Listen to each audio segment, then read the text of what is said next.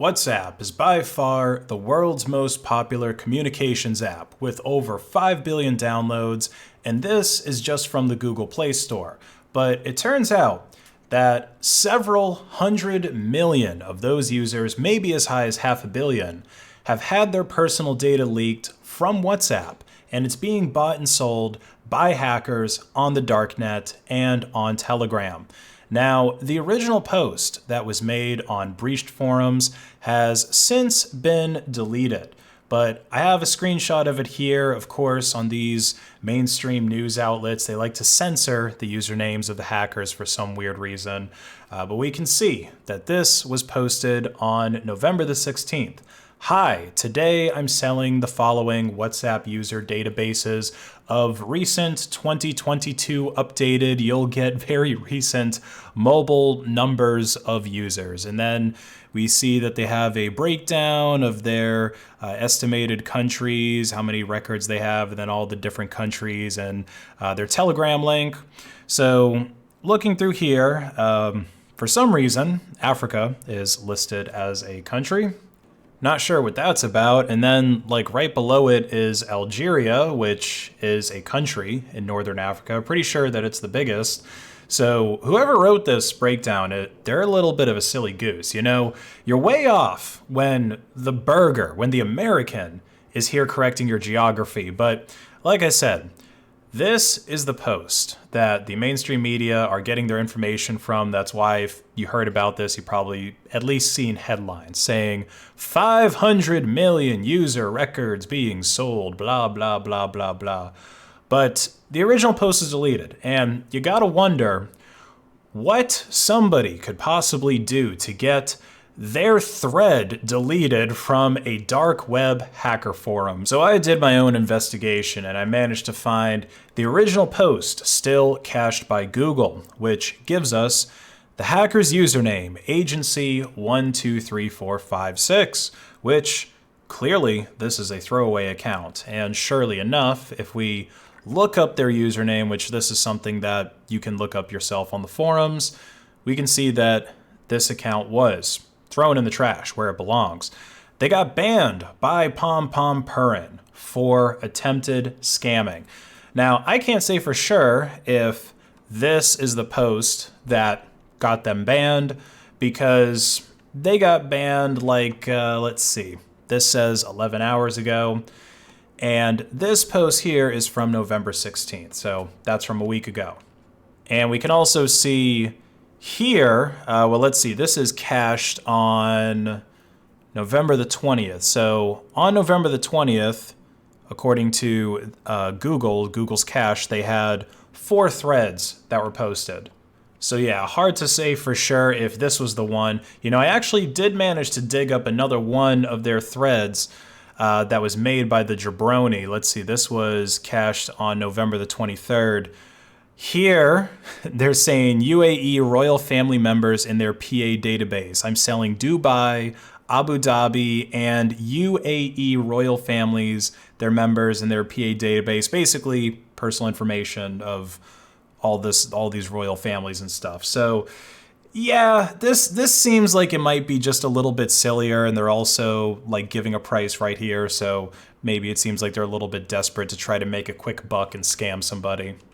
But you know, at the very least, even if this thread talking about the WhatsApp user databases isn't a scam, it is a duplicate, because there's a similar thread that was posted back in July of this year that is still up, saying that they've got 262 million WhatsApp numbers for sale. And even though this was posted back in July of this year, we can see, of course, in the thread title that OP updated it to say November 2022.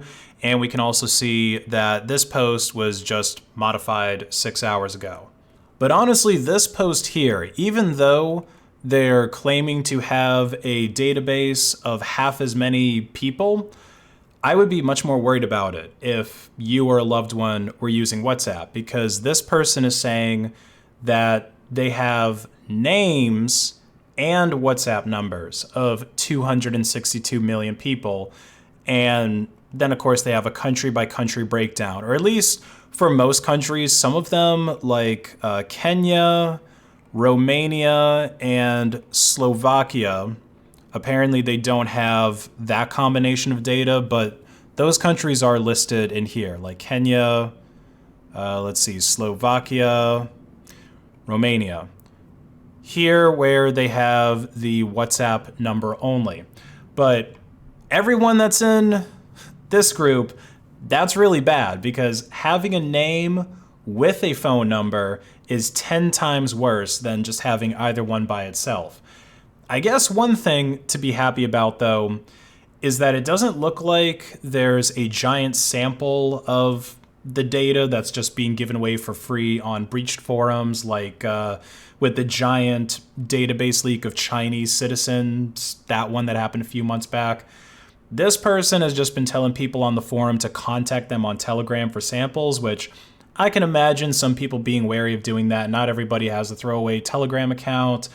And any Telegram account is probably going to be less anonymous than an account on a dark web hacker forum. But anyway, this 262 million is still roughly 1/8 of every WhatsApp user, because I think, yeah, there's an estimated 2 billion people using WhatsApp. Yeah, my math checks out. And one of those people in this database is probably one of your normie friends or loved ones that are still using WhatsApp. So as the tech-savvy person in their life, you should give them a warning that someone might use this information to do a spear phishing attack against them, which people are much more likely to get tricked by due to the social engineering component of the hacker or the scammer knowing the victim's name before they contact them. And this is also a good time to encourage them to switch over to a messaging platform that doesn't have these problems, that does everything that WhatsApp does without compromising their privacy. And I think the best app for that would be Signal. Now, I know some people are probably going to say, but Kenny, Signal also stores people's phone numbers. So couldn't they get hacked and have a data leak just like this? Well, no, not at all.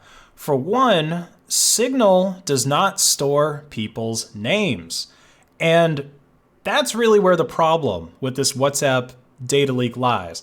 Okay, the fact that it's names and phone numbers. Like if it was just phone numbers, okay, these people here, what was it? Kenya, Romania, and Slovakia, where apparently they only have phone numbers, and I guess the fact that they use WhatsApp, like that they have an active account on WhatsApp. But 1 in 8 people on the planet, or like 1 in 4 people on the planet are using WhatsApp. So that's not even that big of a deal. You can just go through all of the phone numbers and contact somebody. You could send them a generic, like Nigerian prince scam text message, and then just see if they bite. That's not too big of a deal. But if you have both the name and the phone number together, like I said, that's 10 times worse than just having either one on its own, because now they can reach out to them via the phone number. But when somebody's running a scam, like let's say somebody's running the old IRS scam, right? They're going to call you and they're going to say, hey, Robert Johnson, this is the IRS. You owe back taxes. If Robert hears his first and last name in Special Agent Christopher's thick Indian accent, he's going to be running out the door to buy those Google Play cards. He's much more likely to fall for it if the person already knows his name, and he's going to go redeem them to pay those back taxes. And not to mention that if they have your name and the country that you're from, if they have just your name and your phone number, from your phone number, they're figuring out what country you're from and your area code, so probably roughly where you live. They can use all of that to find a lot more information about you. They can find social media accounts, Facebook pages, public records about you. A decent hacker or scammer, they're going to have a treasure trove of information about these people before they actually reach out to them. And now if we compare that to Signal, we've seen what Signal stores from numerous grand jury subpoenas that they've received, and we've seen that this is their boilerplate response to whatever alphabet agency is hitting them up this week. To this one, we can see it was to FBI.gov. So they tell them, hey, you know, Signal Messenger, it's a private messaging app by design, does not possess almost all of the categories and types of information listed in the order, which they ask for everything in the kitchen sink. And they tell them, we'll give you everything that we have. They tell them we provided information in the subpoena that's in their possession, which is an account that's redacted here, assuming that this is a phone number, and when it was created, and the last connection date. There's no name here. There's no date of birth. Nothing to really go off of. And you know, with this account number, I know that Signal obviously requires a phone number for you to create the account, but I'm not necessarily sure that they store your phone number in plain text. They might hash your phone number or do some other kind of one-way function to it and store it. I don't know for sure. Obviously, it's redacted here, but I don't see any reason why they wouldn't do it that way. Also, I know that a Signal account isn't necessarily your phone number because it's possible to change the phone number that's associated to your Signal account without losing any of the information from your Signal account, not even without losing your chats.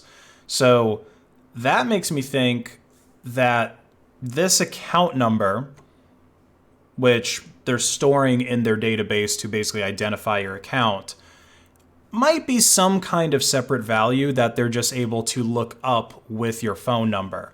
Because when the government, here's the subpoena. So when the feds are subpoenaing Signal, they're telling them, please provide records. Actually, let me zoom this in a bit.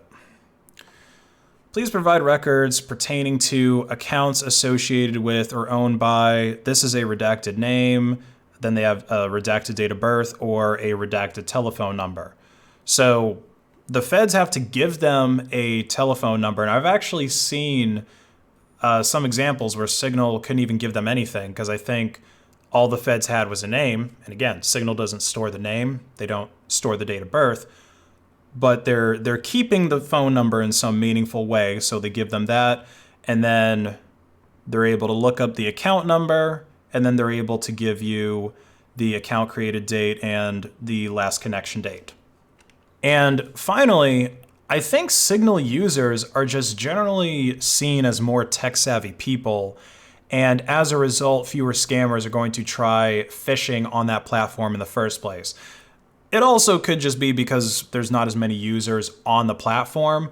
But as someone who has used WhatsApp in the past with different phone numbers, and obviously I'm using Signal now, I noticed that I would get hit up a whole lot more by scammers. Like there was a period where I used both WhatsApp and Signal at the same time. So I would notice every few months, and sometimes multiple times in a month, I would get hit up by scammers on WhatsApp, but I can't recall a single time I've been hit up by a scammer on Signal. And I mean, hell, you can just look at the comments below this video. There's probably going to be some scammers that are impersonating me, and they always tell you guys to hit them up on WhatsApp or on Telegram. They never tell you to contact them on Signal. So that's just another reason to consider using them. They obviously protect you more from the government than WhatsApp does. Okay, WhatsApp can't make any posts like this saying that they don't give away user information when the FBI or anyone else comes asking for them, right? They're going to give way more than this.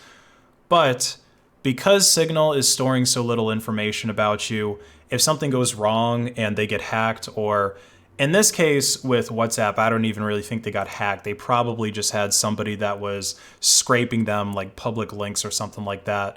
You can't do that with Signal and get a whole lot of meaningful information. So come join us, and you're going to be too cool to have your phone number sold by scammers on the dark web.